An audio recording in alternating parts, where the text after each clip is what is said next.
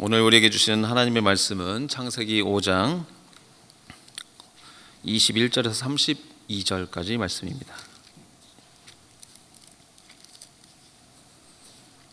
창세기 5장 21절부터 32절까지 말씀, 저 한 절씩 교독하시고 마지막 절 함께 읽겠습니다.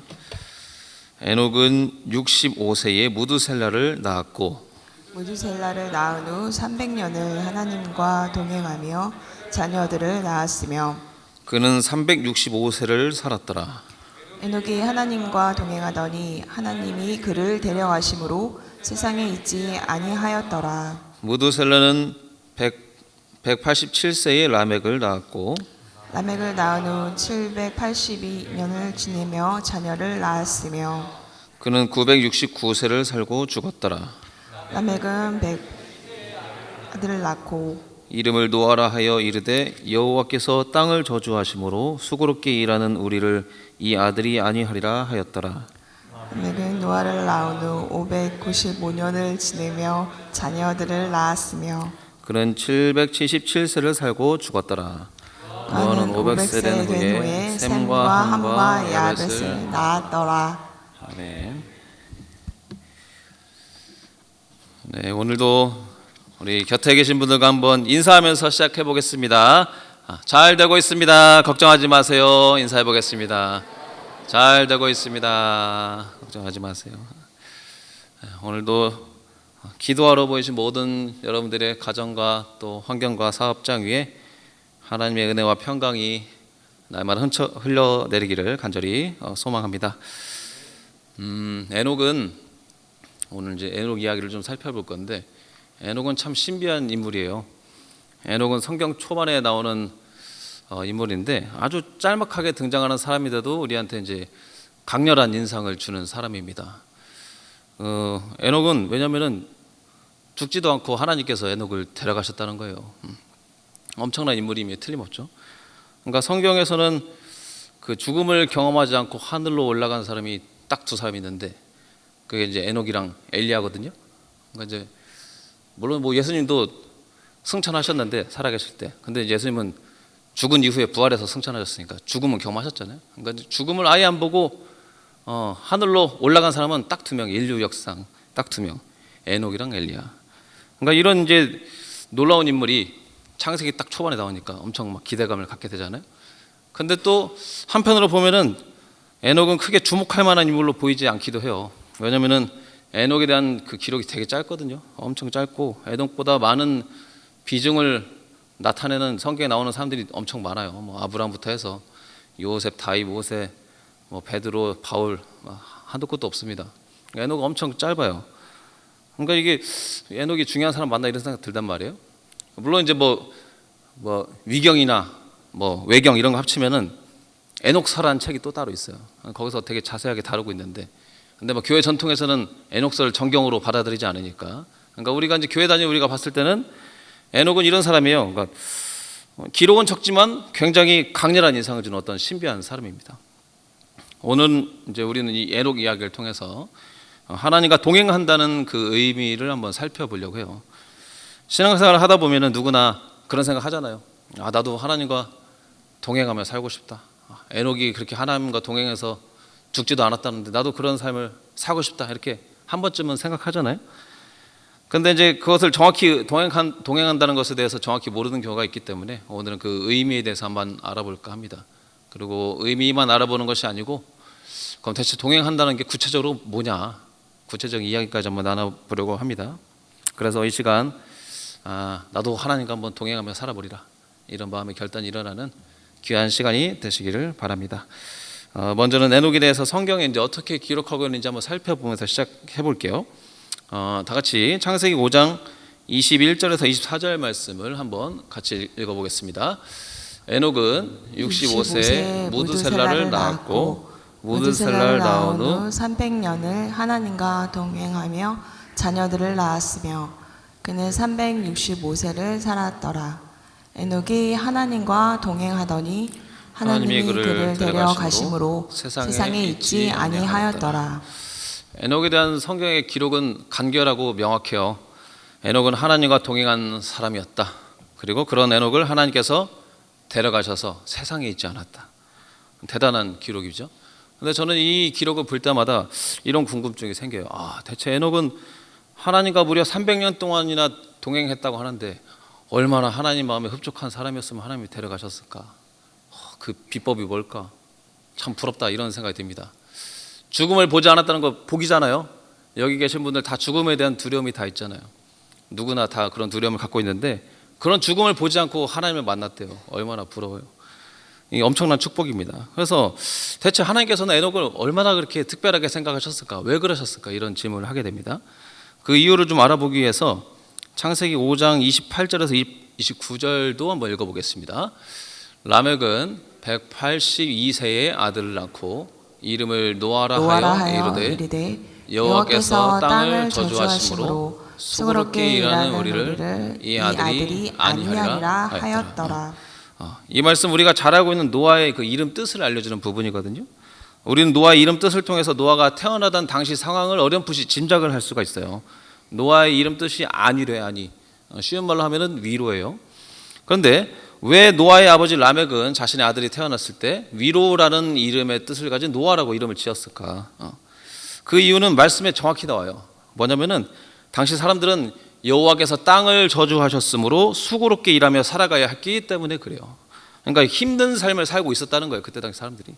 당시 사람들은 아담이 선악과를 따먹은 이후에 땅을 저주하잖아요. 그 이후에 땅을 저주하시며 열심히 평생에 노력을 하고 일을 해야만이, 땀을 흘려야만이 땅의 소산을 먹을 수 있었기 때문에 고달픈 삶을 살고 있었다는 거예요.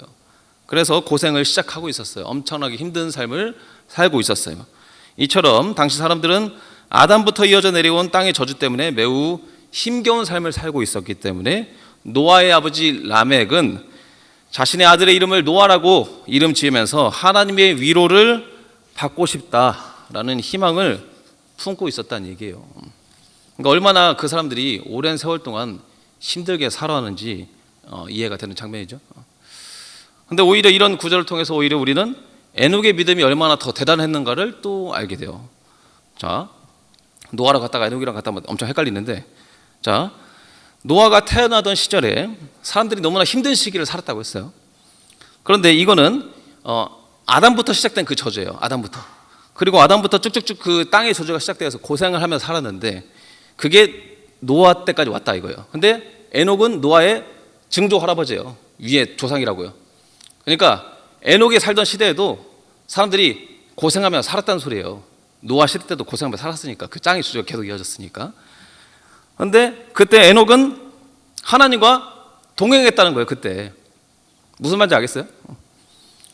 힘든 그 시간, 라멕이, 노아의 아버지 라멕이 땅의 저주 때문에 힘들게 살고 있습니다. 우리 백성들을 위로해 주십시오 라는 마음을 담아서 이름을 지었을 만큼 힘든 삶을 살고 있었는데, 그때 노아의 조상 에녹은 그 힘든 시기를 살아내던 그 에녹은 하나님과 동행했다는 거예요.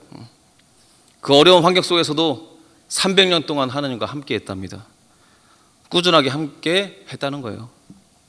다들 뭐 신실하게 살아갈 때, 믿음도 좋을 때, 하는 일도 잘 될 때, 안 힘들 때, 기쁠 때 하나님과 동행했다는 말이 아니고, 너무나 살기 힘들고 척박한 그 상황에서 다른 사람은 그렇게 살지 못했지만 에녹만은 하나님과 동행하는 삶을 살았다는 말입니다. 그 시대에 누구도 그렇게 살지 못했는데 에녹만 그렇게 살았던 거예요. 그러니까 하나님의 마음이 기뻤겠죠. 더구나 그때는 육체적으로 힘든 것도 있었는데 영적으로도 힘든 시대였어요. 그러니까 노아의 홍수가 일어나기 전이잖아요. 그러니까 그 이미 노아의 홍수가 일어날 때쯤 해서 타락이 극에 달했는데 그 타락하는 시점이 계속해서 이어지고 있어서 점점 타락해가는 세상에서 에녹은 자신의 믿음을 지키며 하나님과 동행하며 살았다는 말이에요. 무려 300년 동안. 그러니까 하나님께서는 에녹의 삶을 그토록 기뻐했다는 겁니다. 그래서 하늘로 데려가신 거죠. 이처럼 하나님과 동행하는 삶은 평안할 때만 살아가는 것이 아니고 힘든 시간에도 어려운 순간에도 언제나 계속되어야 하는 그런 삶이었다는 사실을 꼭 잊지 마시기 바랍니다. 결국 하나님과의 동행이 결코 멈추지 않는 삶, 이 삶을 하나님께서는 기뻐하신다. 오늘 말씀을 통해서 우리가 알 수 있습니다. 사실 돌아보면 우리 인생에서는 힘든 시간을 보내는 분들이 참 많이 있습니다. 어쩌면 인생은 힘든 시간의 연속인지도 몰라요. 기쁨의 순간은 정말 말 그대로, 단어 그대로 순간이에요. 그리고 어느 순간 또 다른 어려움이 찾아오고 갈등도 찾아오고 힘든 순간도 찾아옵니다. 그러니까 우리 신앙생활 어쩌면 힘든 순간이 더 많을지도 몰라요. 그런데 그렇게 우리가 힘들게 살아간다 할지라도 에녹은 그런 상황에서도 자신의 믿음을 지켰다. 그리고 하나님과 동행했다. 그 누구도 동행하지 않았을 때도 하나님과 동행하는 그런 믿음을 가지고 있었다. 이것을 우리가 반드시 기억해야 할 것입니다. 그리고 이걸 하나님께서 기뻐하셨대요. 기뻐하셨대요. 이런 믿음으로 하나님과 동행하는 그런 삶을 우리 모두에게도 살아낼 수 있는 믿음이 있기를 간절히 소망합니다. 그런데 말씀을 보면 기쁠 때나 슬플 때나 하나님과 동행하는 자에게 허락되는 은혜도 있대요. 에녹은 과연 어떤 은혜를 경험했을까요? 우리 이번에는 창세기 6장 9절 말씀을 함께 읽어보겠습니다. 이것이 노아의 조건이라. 노아는 의인이요 당대의 완전한 자라. 그는 하나님과 동행하였으며. 자, 이 말씀 보니까 하나님과 동행했던 인물이 또 한 명 더 나오죠. 노아입니다. 성경에서는 하나님과 동행했다라고 이렇게 명확하게 써 있는 사람이 두 사람이에요. 에녹과 노아 둘뿐입니다. 그런데 흥미롭게도 두 사람한테는 하나님과 동행했다는 점 말고도 공통점이 또 있어요. 그건 바로 뭐냐면은 두 사람 모두 죽음을 피하는 경험을 했다는 거예요. 자, 보세요. 먼저 에녹은 처음 우리가 읽어본 것처럼 죽음을 경험하지 않고 하늘로 올라갔죠. 죽음을 피하는 경험을 했어요. 자, 그러면 노아는 어때요? 노아는 홍수 심판 때 방주에 올라탐으로써 세상의 모든 사람들이 죽어나갈 때 죽음을 피하는 경험을 하게 됐죠. 그러니까 이거는 이제 우연의 일치가 아니죠. 그러니까 이 말은 에녹과 노아에게 죽음을 벗어난 경험이 공통적으로 있다고 보았을 때 이 말은 하나님과 동행하는 사람들에게 나타나는 공통점으로 봐야 하는 거죠. 자, 그렇다면 하나님과 동행하는 사람에게 임하는 하나님의 은혜가 대체 뭘까? 창세기 5장 24절을 제가 다시 한번 읽어볼게요. 5장 24절에 에녹이 하나님과 동행하더니 하나님이 그를 데려가심으로 세상에 있지 아니하였더라. 이렇게 써 있어요. 하나님과 동행하는 에녹을 하나님께서 데려가셨습니다. 이 말은 단순하게 그냥 하나님이 죽지 않고 데려가셨다라고만 생각할 수가 없어요. 이 말은 하나님께서 에녹을 데려가셨다는 말이 하나님과 동행하는 자들에게 주시는 특별한 은혜가 저 안에 녹여져 있다는 것을 의미해요. 자, 이게 무슨 말이냐 하면은 에녹은 이 세상에서 살았지만 이미 이 세상 사람이 아니었다는 말이에요.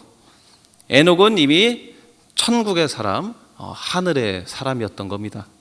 그렇기 때문에 에녹에게는 죽음의 경험마저도 의미가 없었어요. 왜냐하면 이미 에녹은 이 세상에서 하늘의 삶을 혼자서 살고 있었거든요.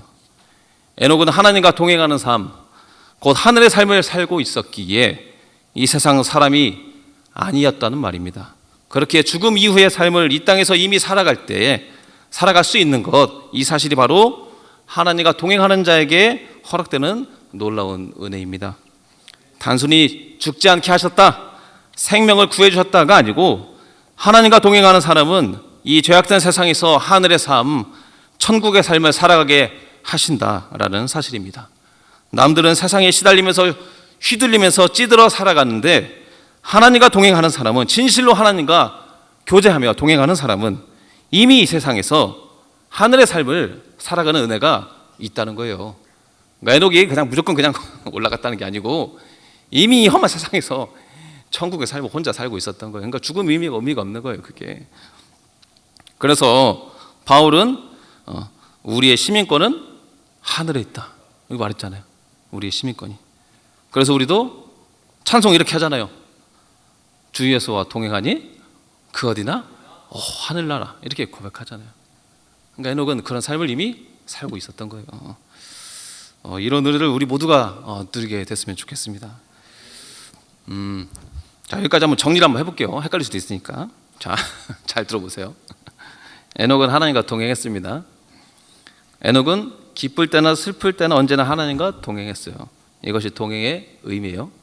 그리고 그렇게 하나님과 동행하는 자들에게는 이 세상에서 하늘의 삶, 천국의 삶을 살아가는 은혜가 주어진다는 거예요. 그죠? 여기까지 이해가 되셨죠? 자, 그렇다면 하나님과 동행한다는 게 대체 그런 구체적으로 뭐냐? 대체 의미는 알겠고 그럼 대체 뭐냐? 정확하게 뭐냐? 두루뭉실하게 하는 것은 싫다. 이걸 좀 알아볼게요. 말씀 안에서 답을 찾아야 되는데 히브리서 11장에도 에녹에 대해서 나오거든요. 히브리서 11장 5절 6절 여기다 한번 같이 한번 읽어보겠습니다. 믿음으로 에녹은 죽음을 보지 않고 옮겨졌으니 하나님이 그를 옮기심으로 다시 보이지 아니하였느니라. 그는 옮겨지기 전에 하나님을 기쁘시게 하는 자라 하는 증거를 받았느니라.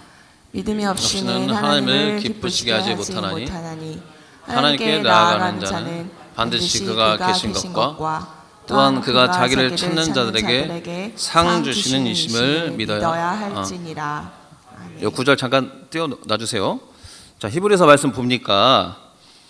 에녹은 믿음으로 죽음을 보지 않고 옮겨졌대요. 저 5절에 그렇게 써있잖아요. 믿음으로. 근데 우리가 방금 창세기 말씀 봤잖아요. 창세기에서 뭐라고 했어요? 하나님과 동행해가지고 죽음을 보지 않았다고 했잖아요. 약간 차이가 있죠. 근데 이제 약간 다르지만 전체적인 맥락에서 해석하자면 동일한 의미예요. 그러니까 신약에서 말하는 믿음이라는 것은 구약에서 말하는 하나님과 동행하는 것과 밀접한 연관이 있다는 뜻이에요. 이제 내려주셔도 돼요. 그러니까 성경 저자가 보이기에는 아주 유사한 개념이라는 뜻이에요. 이해가 되죠? 그러니까 믿음은 하나님과 동행, 이렇게 완전한 공식은 아니지만 그건 100% 완전하다고는 볼 수 없지만 엄청 깊이 연관된 개념이라는 뜻이에요. 그래서 그렇다면 믿음 대신에 방금 읽었던 구절을 이제 하나님과 동행한다는 그 단어로 바꿔서 읽어보면 제가 이제 해석을 좀 해놨거든요. 요거 같이 마지막으로 한번 읽어볼게요. 자, 읽어보겠습니다. 하나님과 동행함이 없이는 하나님을 기쁘시게 하지 못합니다. 하나님과 동행하는 사람은 하나님께서 내 곁에 존재하신다는 것과 그런 하나님을 찾고 그분의 뜻을 따라 살아가려는 자들에게 상 주시는 분임을 믿는 것입니다. 무슨 말인지 알겠죠? 이런 믿음으로 나아가는 자를 하나님께서 기뻐하신대요.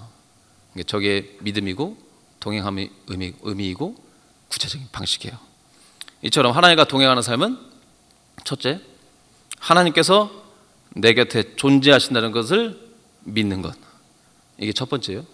둘째, 이처럼 내 곁에 계신 존재하시는 하나님을 항상 찾고 그분의 뜻을 구하고 그렇게 살아가는 자에게 상을 주신 분이시다. 이것을 믿는 거래요. 그리고 이것이 바로 하나님과 동행하는 삶입니다. 우리가 흔히 말하는 여기 써 있죠? 코람데오. 하나님 앞에서 사는 삶이 바로 이런 삶을 의미합니다. 저도 이 말씀 이제 준비하면서 저 스스로를 참 많이 이제 좀 생각을 해봤어요. 늘 곁에 계신 주님을 생각하면서 주님께 무릎에 지냈던 시간도 있었고 또 어느 날은 주님 생각하지도 않고 내 생각대로 기분대로 또는 뭐 바쁜 하루 일과 속에 묻혀서 뭐 가정에서 아내와 아이들과 함께 지내면서 주님을 잊고 살아가던 때도 참 많았어요. 그런데 그걸 돌이켜 보니까 마음이 좀 속상했습니다. 그런데 늘 주님을 잊지 않고 살고 싶지만 자꾸만 잊어버리고 살아가는 모습이 우리의 현실적인 모습이라는 것도 인정하게 됐어요. 그거는 부정할 수가 없구나. 다 비슷하지 않겠습니까? 여러분도 같은 마음이잖아요. 늘 곁에 계신 주님을 기억하고 싶지만 그렇게 되지 않는 한심한 자신의 모습을 볼 때 실망스럽죠. 그렇지만 다시 주님과 늘 함께하고 싶은 마음이 다시 좀 솟아올랐어요. 하나님과 동행하는 삶 다시 꿈꾸고 싶다. 왜냐하면 늘 곁에 계신 주님을 기억하는 것이 바로 하나님의 동행하는 삶의 가장 근본이기 때문입니다. 그래서 그 로렌스 형제에 대해서 다시 한번 좀 찾아봤어요. 로렌스 형제. 로렌스 형제는 늘 하나님과 함께하고 있다는 그 마음으로 자신의 삶을 채워갔던 진정한 그리스도인이었거든요. 그래서 여러분에게도 좀 도움이 되었으면 좋겠다는 마음으로 로렌스 형제가 어떻게 항상 주님과 함께하고 항상 함께 계시다는 것을 잊지 않고 생활했는지 그 방법을 좀 알려드릴게요. 그 사람도 나름의 방식이 있어요. 그 가장 좋은 게 뭐냐면은 로렌스 형제는 늘 곁에 주님이 계시다는 것을 잊지 않기 위해서 말로 표현을 많이 했어요. 그러니까 무슨 말이냐면은 어떤 일을 시작하기 전에도 생각하는 것보다 말로 표현했어요. 주님, 이제 이 일을 시작하려고 합니다. 저와 함께 해주세요. 이거를 말로 표현했어요. 그리고 하루 중 어떤 일을 하고 있을 때도 말로 자꾸 표현했어요. 주님 도와주세요. 주님 감사합니다. 주님 이런 문제가 있습니다. 어떻게 할까요? 말로 표현했어요. 늘 대화를 했어요. 그래서 로렌스 형제에게는 기도하는 시간과 일하는 시간에 구분이 없었어요. 하루 종일 대화를 하니까. 그래서 하루 종일 하나님과 대화를 했던 겁니다. 이것이 로렌스 형제의 그 방식이었어요. 그리고 어느 순간 주님을 잊었다 하더라도 다시 돌아오기를 주저하지 않았어요. 깜빡할 때도 있지만 돌아오기를 주저하지 않았어요. 그렇게 다시 시작하고 했습니다. 그래서 처음 10년은 힘들었대요. 그 기록을 보면 처음 10년은 자신도 힘들었대요. 그런데 한 10년쯤 지나니까 하나님을 잊고 살아간다는 게 더 힘들었대요. 무슨 말인지 알겠죠? 그만큼 처음에 습관 들이는 게 힘들다 이거예요. 그렇지만 그것이 쌓이고 주님을 계속해서 찾을 때 어느 순간 주님은 내 곁에 계시다는 것을 결코 잊지 못하는 그런 믿음의 여정을 살아갈 수 있었다, 이렇게 말하고 있습니다. 이처럼 그 영적인 거장과도 같은 사람들도 늘 주님을 기억하려고 지독한 사투를 벌였던 거예요. 자동으로 되는 게 아니고 그 믿음의 거장 같은 사람도 그렇게 날마다 싸움을 했던 거예요. 자신만의 법칙을 만들어서. 어떤 사람들은 문을 열고 갈 때도 법칙을 세워요. 그러니까 이 문을 들어가면 하나님이 계시다, 이런 식으로 흔히 말하는 법칙을 세워요. 자신만의 법칙을. 그렇게 해서 늘 잊지 않으려고 노력을 했던 겁니다. 그리고 저도 이제 이걸 또 찾아보면서 다시 한번 열정을 내봐야겠다, 다시 한번 마음을 단단히 먹어봐야겠다, 이렇게 마음 먹는 시간이었습니다. 저도 말씀을 준비하면서 많이 이렇게 결심하는 순간이었습니다. 이제 말씀을 좀 마치려고 합니다. 말씀을 마치면서 여러분한테 한번 질문을 던져볼게요. 여러분 한번 생각해 보세요. 나는 얼마나 내 곁에 계신 주님을 생각하며 살아가고 계십니까? 여러분의 곁에 주님이 계시다는 것을 믿는 사람도 있고 다 믿죠. 근데 그걸 얼마나 생각하고 계십니까? 어떤 사람은 이렇게 말해요. 나는 하나님이 존재하시는 것을 믿습니다. 그러니까 나는 그리스도인이 맞습니다. 그런데 어떤 사람은 이렇게 말해요. 저는 하나님이 내 곁에 계신 것을 믿습니다. 차이를 아시겠어요? 하나님이 계신 걸 믿습니다. 와, 하나님이 내 곁에 계신 것을 믿습니다. 대부분은 첫 번째처럼 얘기해요. 하나님은 계신 걸 믿습니다. 천지를 창조하시고 사람을 창조하신 하나님께서 존재함을 믿습니다. 그러나 우리는 어떻게 생각해야 돼요? 그런 하나님이 내 곁에 있는 걸 믿습니다. 이렇게 말해야 돼요. 그게 동행하는 겁니다. 하나님과 동행하는 삶은 복잡하지 않아요. 하나님이 내 곁에 존재하시다는 것을 믿고 그런 하나님을 더 찾고 물어서 하나님의 뜻을 따르는 삶이 바로 하나님과 동행하는 삶입니다. 그리고 그런 삶을 살아가는 사람에게 하나님께서 상을 주신다는 것을 믿는 거예요. 내가 믿음대로 살아가는 것이 내 인생의 손해가 되는 것이 아니고 그것이 하나님께서 상을 주시고 오히려 더 좋은 길로 인도하시는 것을 믿는 것, 그것이 동행하는 삶을 살아가는 사람들의 마음입니다. 그렇게 우리는 늘 곁에 계신 주님을 떠올리면서 잊지 않으려고 노력하는 삶을 살아가야 할 것입니다. 우리 다 같이 기억을 합시다. 에녹의 삶을 봤을 때 하나님을 기쁘시게 하는 삶은 위대한 업적을 쌓는 삶이 아니고 하나님이 내 곁에 계심을 믿고 그 앞에서 살아가는 삶이라는 것을 기억해야 돼요. 에녹이 뭐 했어요? 아무것도 안 했습니다. 뭔가 했겠죠. 그렇지만 에녹의 업적이 중요한 것이 아니고 그런 주님과 함께했다. 300년간 함께했다. 그리고 하나님은 그걸 너무 기쁘게 여겼다. 그 기쁨을 참을 수 없어서 데려가셨다. 죽음마저도 있게 하셨다. 이것을 꼭 기억하셔서 날마다 주님과 동행하는 삶을 살아내셨으면 좋겠습니다. 뭐 어떤 분들은 전 너무 힘든 것 같아요, 이렇게 할 수도 있죠. 근데 성경 자세히 읽어보시면 이렇게 써 있어요. 에녹도 65세에 무두셀라를 낳은 후부터 하나님과 동행했어요. 무슨 말인지 알겠어요? 65세 전에는 하나님과 동행했다는 기록이 없어요. 무두셀라를 65세에 낳고 그 후부터 300년을 동행했대요. 그래서 365세를 살았는데 65세 때는 어떻게 살았는지 모르겠어요. 그렇지만 하나님과 동행하는 삶을 살지는 않았던 거예요.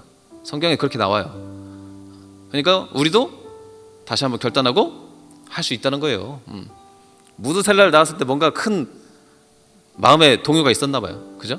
그리고 그 후부터 하나님을 열심히 찾는 에녹이 되었어요. 우리도 이것을 꼭 기억하면서 날마다 주님과 동행하는 귀한 믿음으로 살아내기를 간절히 소망합니다.